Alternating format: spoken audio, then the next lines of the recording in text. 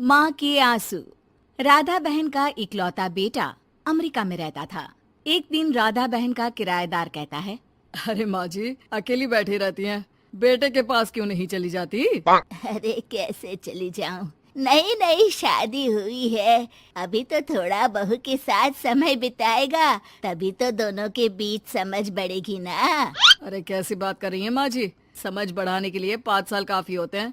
5 साल की शादी को कोई नई शादी नहीं कहता। हाँ वो तो है, आया था पिछले साल उसका फोन, पूछ रहा था कैसी हो, पर अब तो काफी साल हो गए, कोई फोन भी नहीं आता। तभी फोन की बेल बजती है। लो 100 साल की उम्र है, आ गया मेरे मयंक का फोन। अच्छा कैसे पता कि ये फोन उसी का है? अरे कैसे पता नहीं चलेगा, माँ हूँ मैं। अरे रहने दो माँ जी, 1 साल से जिसका फोन नहीं आएगा वो अब क्या करेगा? होता भी वही है, फोन पर मयंक है। कैसी हो माँ? अरे बेटा तेरी आवाज सुन ली, अब तो मौत भी क्यों ना आ जाए, बहुत याद आती है बेटा। माँ मैं वो ऑफिस में था। अच्छा माँ, वो रीना बोल रही थी कि तुम अकेली रहती हो इंडिया में, वो ठीक नहीं है। अब बुजुर्ग भी तो हो रही हो, अकेले पकाना खिलाना, वो चाह रही है कि अब तुम यहीं आ जाओ, हम लोग साथ रहते हैं ना। राधा बहन की आंख से पानी गिरने लगता है, वो कुछ नहीं बोल पाती। माँ हेलो, सुन रही हो ना माँ? हाँ बेटा तेरे साथ रहूंगी, सुबह शाम तुझे देखूंगी, और क्या जीवन में है तेरे पापा के जाने के बाद। तभी बीच में बेटा माँ को रोक देता है। हाँ हाँ ठीक है माँ, तो मैं आता हूँ अगले हफ्ते तुम्हें लेने के लिए। राधा बहन को तो मानो बुढ़ापे में किसी ने पंख दे दिए हो, उड़ी जा रही थी पूरे मोहल्ले में। अरे वो मयंक आ रहा है, अब तो अमेरिका जा रही हूँ मैं, वहीं रहूंगी।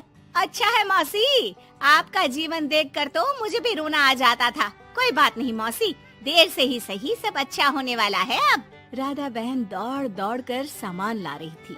अरे इतना सामान तो 2 साल में भी कभी नहीं खरीदा जो 2 दिन में लिए जा रही हो मौसी। अरे बेटा आ रहा है ना अमेरिका से। अच्छा अच्छा, तो पकवान बनाने की तैयारी चल रही है? हाँ बिल्कुल, उसको बेसन के लड्डू बहुत पसंद है। रात भर भूनना तलना ये सब प्रोग्राम चलता रहता है राधा बहन के घर में। और फिर वो दिन भी आ जाता है जब बेटा घर आता है। कौन? माँ मैं मयंक, ये घर का क्या हाल बना रखा है, न सफाई न धुलाई, कैसा लग रहा है ये घर? घर तो ऐसा ही था बेटा, हमेशा से, बस तू थोड़ा कमजोर लग रहा है। क्या हुआ बेटा?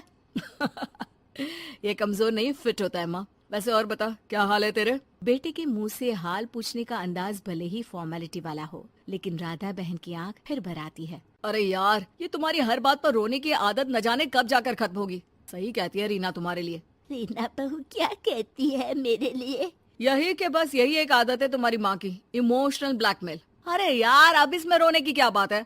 ना ना कुछ नहीं, बहुत दिन बाद तो घर आया ना तो क्या रोएगी? हाँ क्यों? अच्छा ये ले, तेरे लिए रात भर बैठकर ये बेसन के लड्डू बनाए हैं, और ये अचार तुझे बहुत पसंद है ना? पसंद है नहीं माँ, पसंद थे। अब तो फिटनेस के लिए ये सारी फालतू चीजें मैं खाता भी नहीं हूँ। ये फालतू चीजें खाकर ही तो तू बड़ा हुआ है बेटा। अब रहने दे माँ, क्या क्या खिलाकर बड़ा क्या है, मुंह मत खुलवा। कौन देशी घी में शक्कर डालकर पराठे के साथ खाता है? वो तो तुझे पसंद थे ना बेटा, तभी तो बनाती थी, नहीं बनाती थी तो रोता था तू। अरे तो रोने देती ना माँ, अब सारी समस्या उसी खाने से है शरीर में। वो तो भला हो रीना का, जो हेल्दी डाइट देकर सब मेंटेन कर रही है। राधा बहन बेटे की आने की खुशी में इतनी दीवानी थी कि उसे बेटे के बात का अंदाज और लहजा समझ में नहीं आ रहा था। अच्छा रुक, पालक वाली दाल बना देती हूँ। रहने दे माँ, मैं होटल से ऑर्डर कर देता हूँ। इतने साल बाद होटल का खाना, माँ के खाने की याद नहीं आती थी? अरे माँ फिर इमोशनल डायलॉग, प्लीज माँ। अच्छा सुन, बहुत कम वक्त है हम लोगों के पास, जल्दी जल्दी सारी पैकिंग कर ले, और हाँ इस घर को बेचना होगा। कैसी बात कर रहा है, तेरे पापा और मैंने एक एक पाई जोड़कर इस मकान को बनाया था। हाँ पर तू जा रही है ना, फिर कौन मेंटेन करेगा? कैसे क्या होगा माँ, मैं तो अब इंडिया आऊंगा भी नहीं। बेटा तो सो जाता है, लेकिन माँ घर का एक एक कोना घूम घूम कर देखती है। सही बात है, क्यों मोह माया जोड़ रही हूँ मैं इस घर से, आखिर बेटे के साथ रहना ही तो होता है हर माँ बाप को। लेकिन इनकी यादें हर एक कोने में है।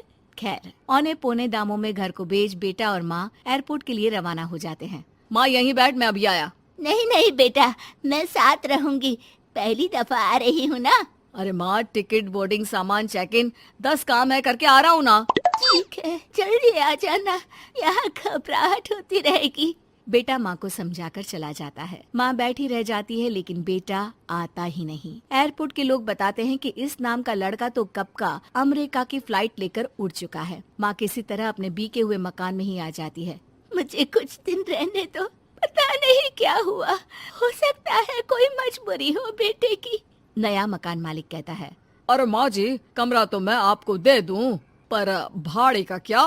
पति की पेंशन भी है भैया। ठीक है, आप आराम से रहिए, लेकिन एक बात बताइए, आप किसी रिश्तेदार के घर क्यों नहीं चली जाती? अरे कैसी बात कर रहे हैं आप, मेरा बेटा कभी भी आ सकता है।